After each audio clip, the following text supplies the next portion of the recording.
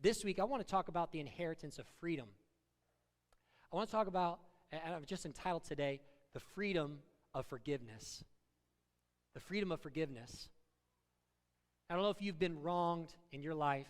I don't know if you've been through something where it's going to take forgiveness to move on. But how many know that forgiveness isn't cheap? It costs you something.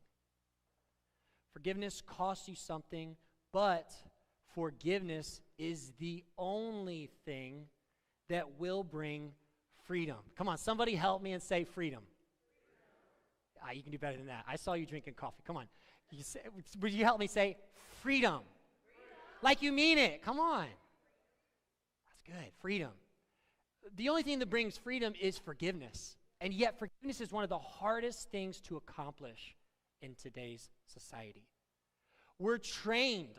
We are inducted with all this media to say, you've been wrong, you deserve vengeance. You deserve the right to be mad. You deserve the right to cancel. You deserve the right to stand up for what you've been wronged in. And I just wanted to start today because I know sometimes we hear these sermons and sometimes you can come in and say, well, that's so insensitive because you don't know my story. And I want to talk today and be very careful, and I want you to hear my heart on this.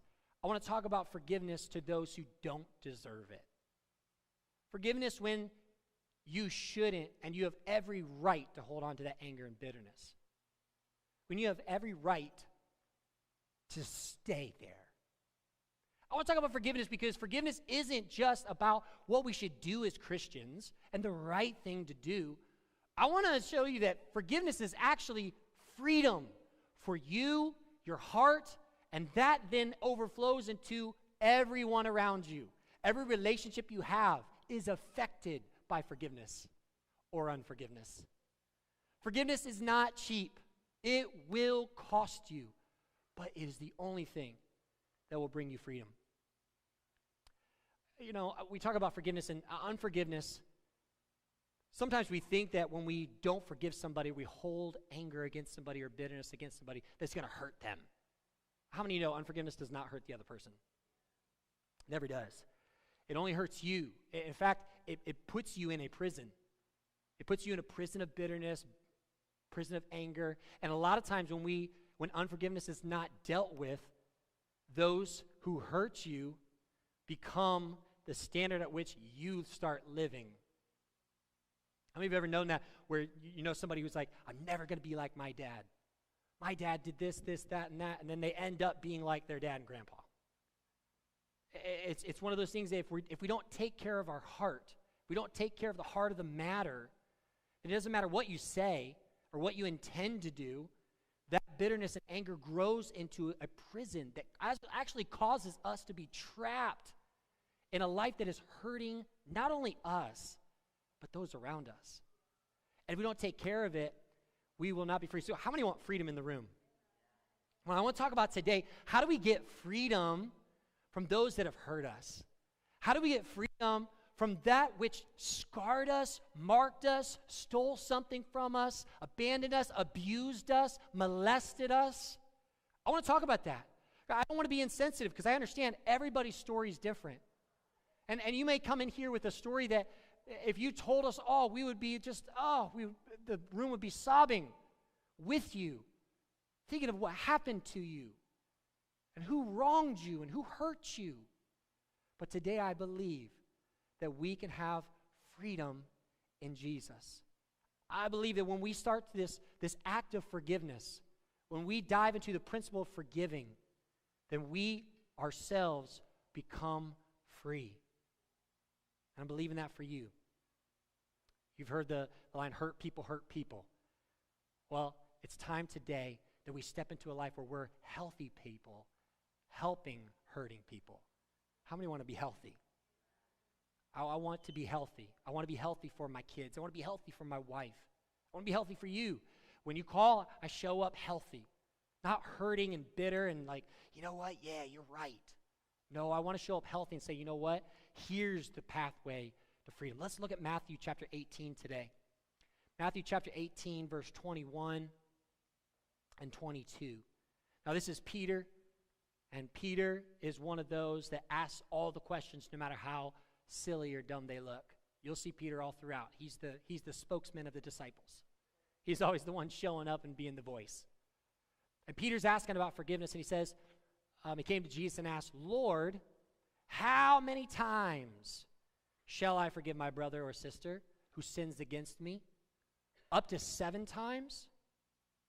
Now, I want to pause there because my guess is Peter has a friend, or maybe it's even his wife, that he's coming to Jesus to ask, because my guess is he has forgiven this person 6 times. And my guess is he's trying to get a way out to say, Lord, how many? 7 times? Hint, hint, wink, wink. Am I done? Can I finally be mad? Can I finally get revenge? And look at Jesus' response. And how many are like that when you come to God? You're like, God, listen, I want to forgive. I want to step into that.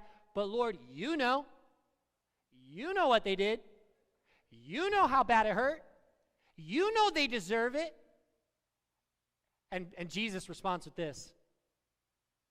Jesus answered, I tell you, not 7 times, but 70 times 7. This version says 77 times, but the other translation, the King James Version, the original, says 70 times 7, which is over 400 times. Basically what Jesus was saying is, the multiplication that you're putting in your brain is how many times, and Jesus is saying, hey, instead of keeping count of the times people hurt you, we need to lose track and let God. You need to lose track of how many times people hurt you, because it's 70 times 7. It's not a number. It's not a definite, like, okay, if they hurt you this time. Can you imagine coming back to somebody 400 plus times and saying, I forgive you? We want to be done after the first time. I don't know if you're like me. If you wrong me, it's real hard to get over it. It takes a lot. And Peter's saying, all right, how many times, Lord? And Lord's saying, all right, that's not the question. Actually, the question is, how many times can you step into the art, the act of forgiveness? Because this is a lifestyle, this is a choice, this isn't something that is an option. And Jesus was looking out for his good. He was looking out for Peter's heart. And today I want you to hear that the Lord is looking out for your heart. He's looking out for you. And when he says, forgive those around you, forgive those who hurt you, he's not saying just be okay with it.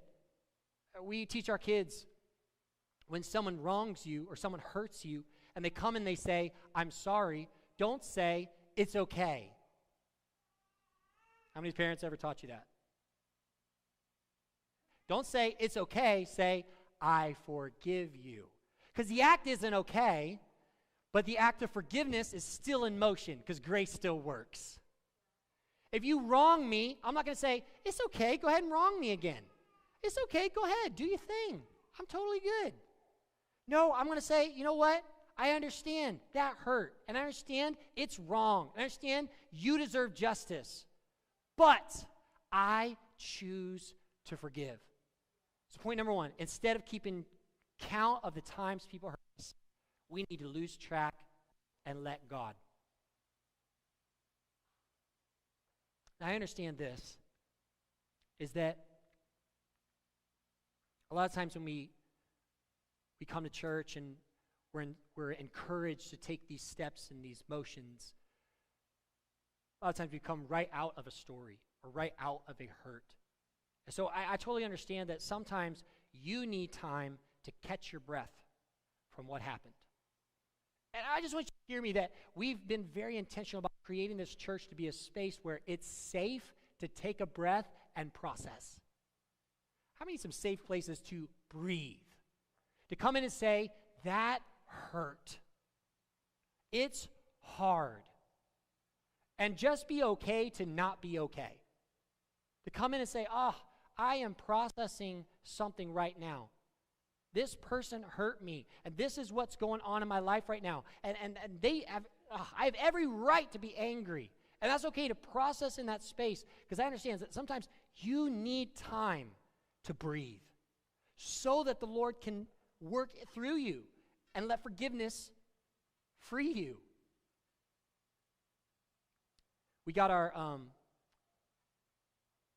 We got our Kia last year, and we were driving back on a road trip back, and all of a sudden, the air conditioning went out in the Kia. A lot of you know this story, but the air went out, and all of a sudden we're like, wow, it's super hot.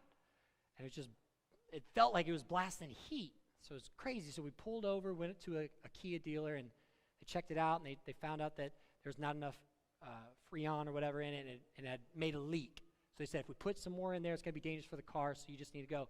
And the guy made a statement, and he said, well, you should just use old-fashioned air conditioning.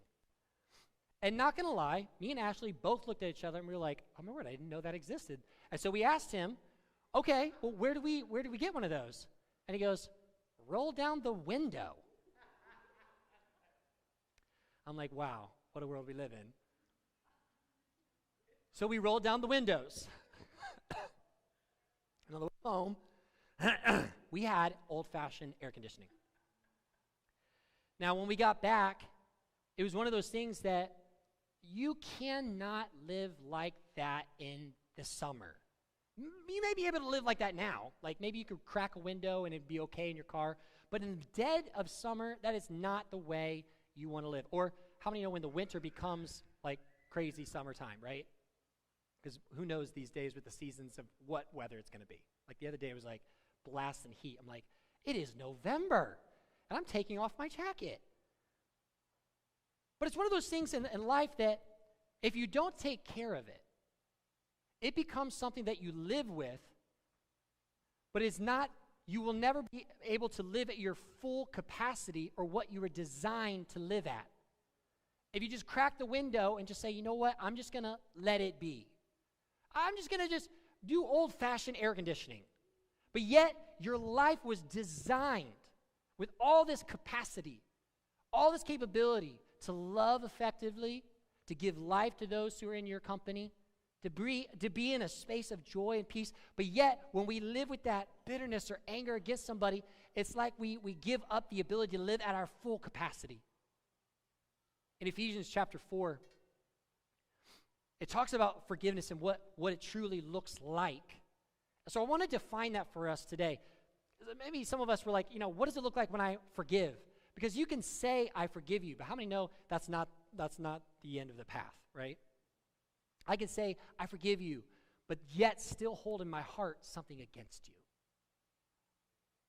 And so Ephesians chapter 4 defines it so beautifully. Chapter 4, verse 31 says, get rid. Oh man, say that with me. Say, get rid. That's like throwing the old stuff out. It's like when we clean out our closets and find out that I'm keeping stuff from when I was 16 years old. My wife's like, why are you keeping that? Get rid of it. So get rid of it. He said, get rid of all bitterness, rage, and anger, brawling, and slander, along with every form of malice. Now that is so hard. The first one's maybe bitterness, rage, and anger. Maybe some of us can control that. But then he goes into, along with every form of malice. Now, do you know what malice means? I had to look it up because I don't use that word all the time. The word malice means to want hurt or wrong for that person. Now, this is super hard because he's asking us to get rid, yes, of bitterness, yes, of rage, yes, of anger, but the mindset that we want wrong for the person who hurt us, for that person who abused us, a person who molested us, a person who abandoned us when things got hard, the person who did not live up to their end of the bargain and hurt us. He's saying forgiveness looks like being in a space where you no longer want wrong for that person. That's hard. Then he goes on, he says, be kind and compassionate. Are you serious, Jesus? Like, it's enough to not want harm for them, but now you're saying that forgiveness actually equals being kind and compassionate when I see them, or when I think about them, or when I pray for them? Are you joking me? What a cross to bear. That's a hard pass. He says, be kind and compassionate to one another. Forgive each other just as Christ forgave you. Ah, there it is. He put it in the wall because he said, Christ forgave you. You no good, lousy scum. How many were dirty before Christ found you? Come on. Even when Christ found me, I still got dirty. Even when I was with him and he cleaned me and he saved me, I still went back to my garbage. I still got into things I shouldn't have. I still went back to the sin. As the Bible says, back to the vomit. Like, I still went back to it. And yet Christ saves us. The Bible says the mercy is new every morning. Every time you wake up, there's a chance to say, Lord, forgive me. We're in a great season right now. It's a season of grace.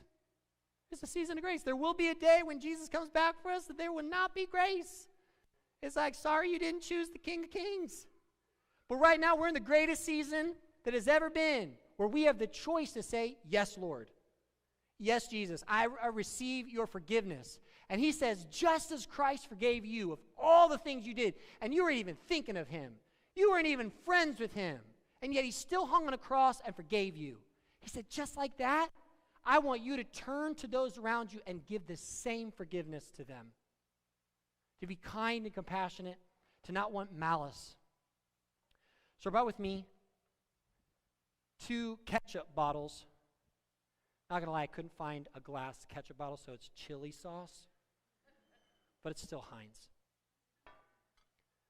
A lot of us, we want the quick fix to forgiveness. I'm so here with you. We want easy squeezable. This wasn't a thing back in the day. Now we have plastic bottles that squeeze. I remember when jelly was in a glass bottle. Come on, somebody date yourself. All right, I hear you. You old people. You got glass bottles. It's so hard to get it out. Ketchup was the same way. And then we got these squeezable, like, boo, done. How many remember the day when this was on your table? Glass bottle. And you were getting the knife out. Get that ketchup out of the bottle because it's not coming out. Did you know that Heinz actually did a lot of research and formed their bottle to have these 57s on the bottle? Does anybody know about this?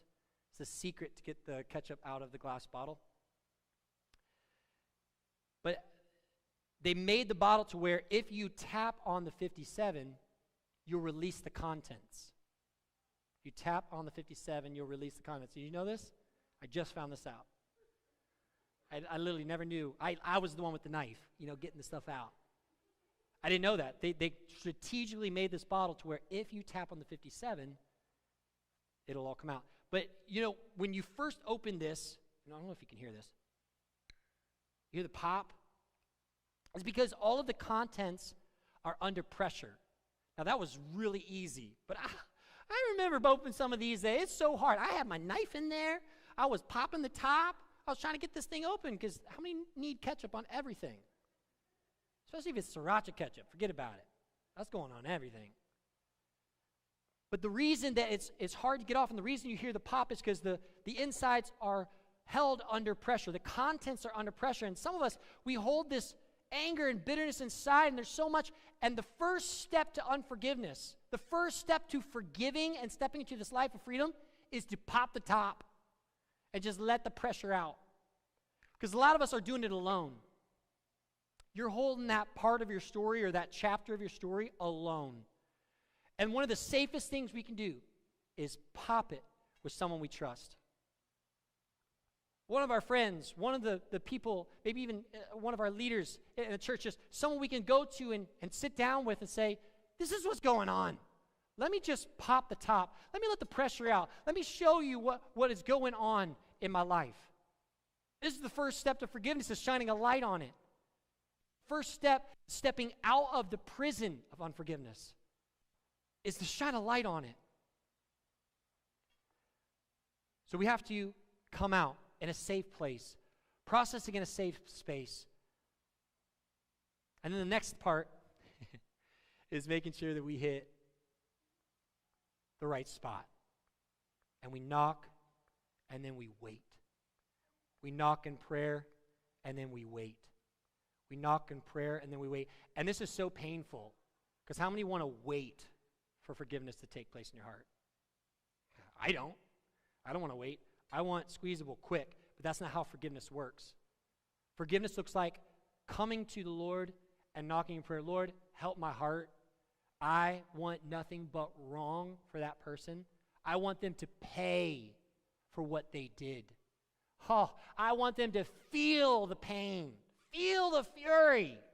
I want them to feel your vengeance, Lord. But it's us coming to the Lord and saying, you know what? Lord, help my heart. Give me forgiveness for them. And then slowly, the Lord works on us.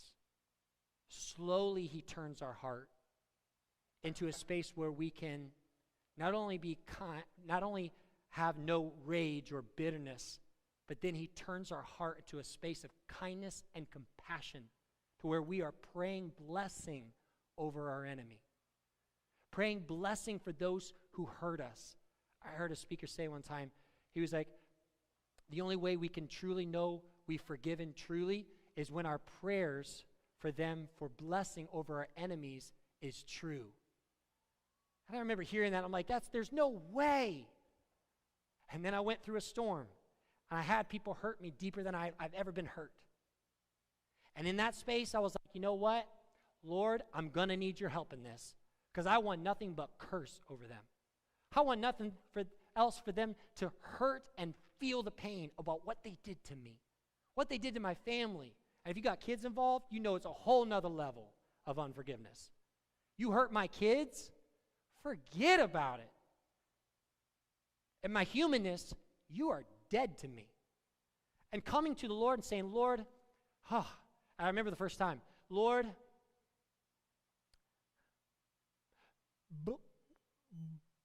bless them. No. All right, that was enough. That was enough for today. I'll come back tomorrow. Lord, bless them. I remember inside saying, but Lord, show them that they're wrong. Teach them a lesson. But bless them.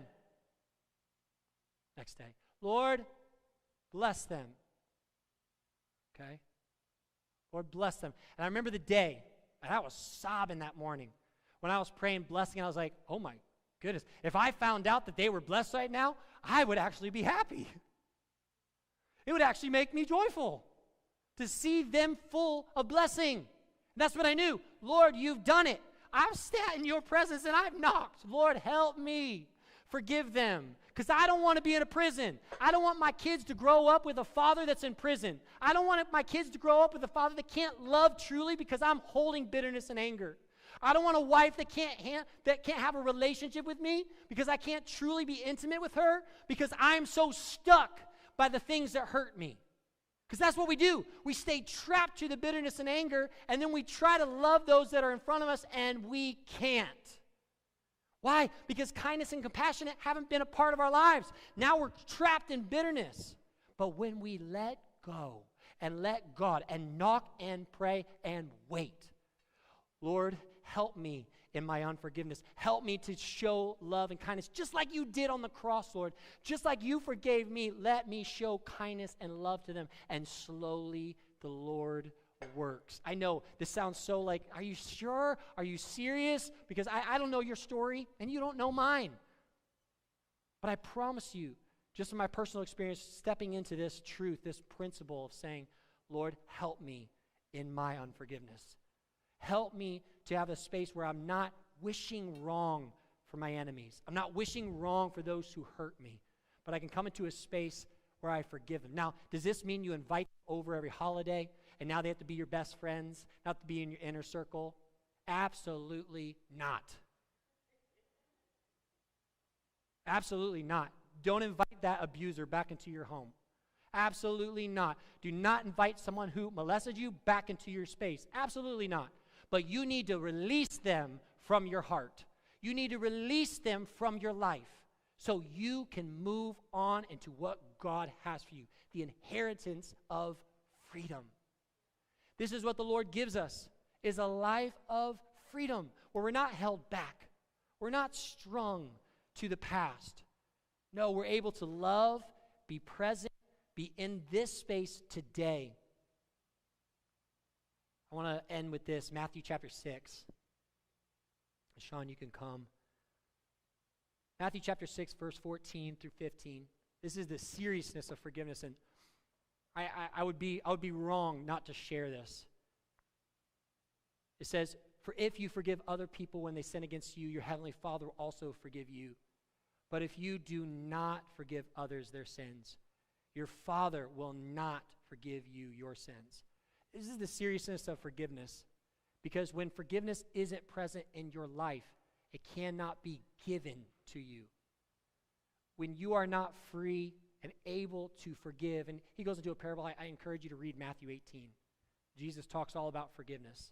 It's a deeper read into, he talks about a parable of someone, a king forgiving someone and then him going right out and not forgiving someone else. He said this is how the kingdom works. If we are going to hold unforgiveness towards our brothers and sisters, if we're going to hold bitterness against those in our realm, then the Lord can't show his forgiveness to us. Not that he doesn't want to, but he can't, because our hearts aren't open to what he wants to release into our hearts. Our lives aren't open to what he wants to release. So when we forgive others, we can truly experience peace.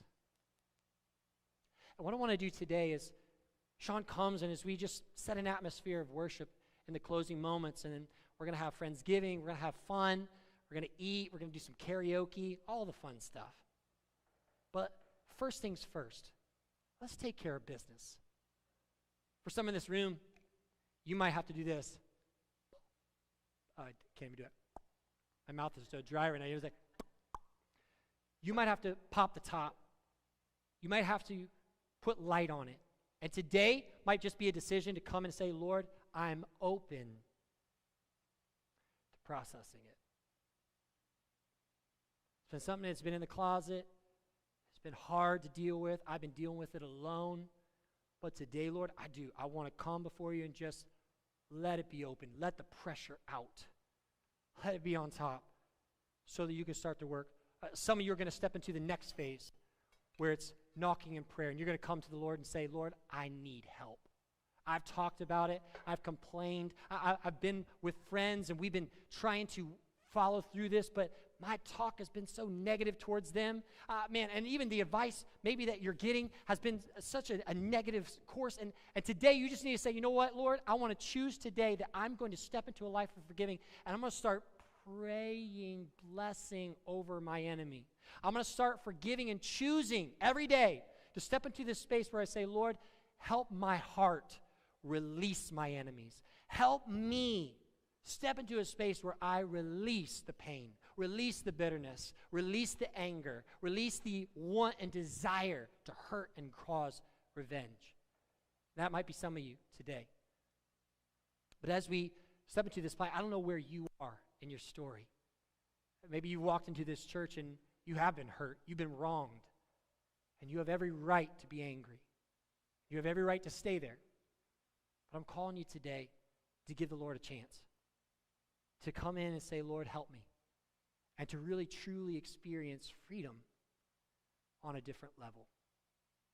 So as we pray, I want to pray for you today. I want to join our faith together. There's so much power when we come into unity in our prayer. And when we join hands, that's why we do that a lot. When you join hands, you realize that you're not alone. There's someone on your right and left that have been through stuff too. We've all been through valleys and we've all been through mountaintops, but I'm believing today that there will be freedom in your story. So as we step into that, if that's you today and you say, hey, Elijah, I need to step into freedom.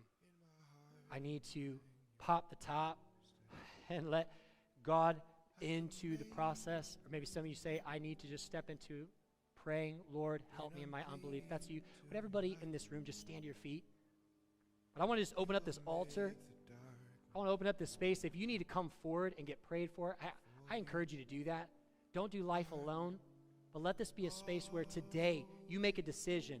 Before moving on into the holidays and Thanksgiving, where we sit around a table and we say we're grateful for things. You might say you're grateful for life and all the things. But man, can you imagine going into that free? If you just walk into that space and you're not caught up in yesterday, you're not caught up in the past, you're not caught up in what happened to you or wronged you, you're not carrying these wounds into the table of great gratitude. But today, there can just be freedom. As you just, would you lift your hands? As we sing, as we worship, I just want you to whatever you need to do this morning, just step into that. Do it. You say, Lord, here it is. Here's my heart. Or here's my wounds. Here's where I've been wronged. But today, God, I step into what you want to do in my life. The freedom that you give.